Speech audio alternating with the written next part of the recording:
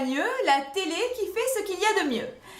Avec aujourd'hui notre émission médicale en compagnie du professeur Carrère. Oui, qui rentre du golf. Du professeur Carrère qui rentre du golf. Et même précipitamment. Pourquoi vous dites ça? Mais parce que j'étais au golf et j'ai dû rentrer pour l'émission médicale précipitamment alors qu'il me restait un trou à faire. Bah, écoutez, des trous c'est pas ce qui manque. Vous aurez d'autres occasions. Oui, mais méfions-nous, ça se fait rare. Le professeur Carrère, qui est, je vous le rappelle, chef de la clinique éponyme à Bourcagneux.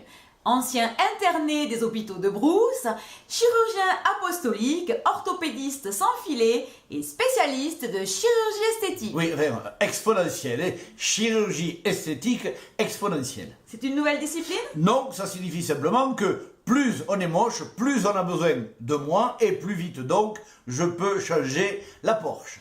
Oui, parce qu'il faut le préciser, vous roulez en Porsche. Ben oui, je suis un chirurgien sérieux. Vous voudriez que je roule en quoi? En kangou.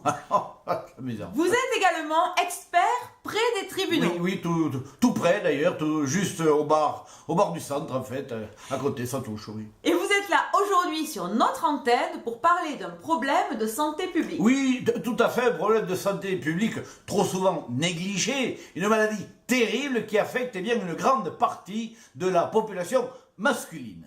Oui, car ce n'est pas mixte comme affection. Absolument pas. Il n'y a que l'homme qui, une fois de plus, c'est à nous qu'échoit le côté obscur de l'existence. Il n'y a que l'homme qui est frappé. Voilà.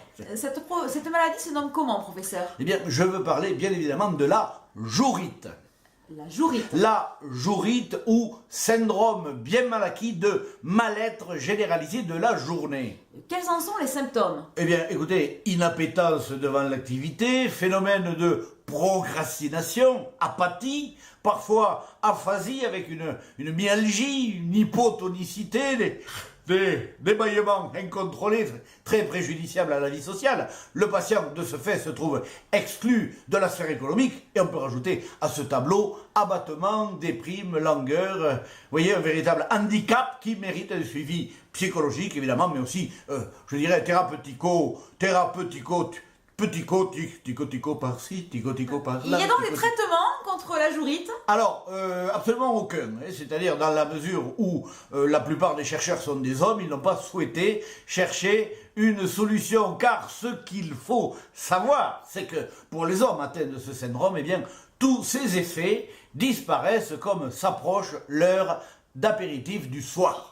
Vous voulez dire que vers 18h, ça va mieux? Oui, tout à fait, à quelques minutes près, bien évidemment. Mais l'homme atteint dans sa chair recouvre alors santé, dynamisme, allant, enthousiasme, comme le jour des croix, et que la soirée avance. C'est une bonne nouvelle. C'est une bonne nouvelle, surtout pour les bistrots, voyez-vous. Oui. Pour la prochaine émission, vous nous parlerez de quelle maladie? Eh bien, je parlerai de la travaillitose aiguë qui contraint les malheureux à cesser toute activité.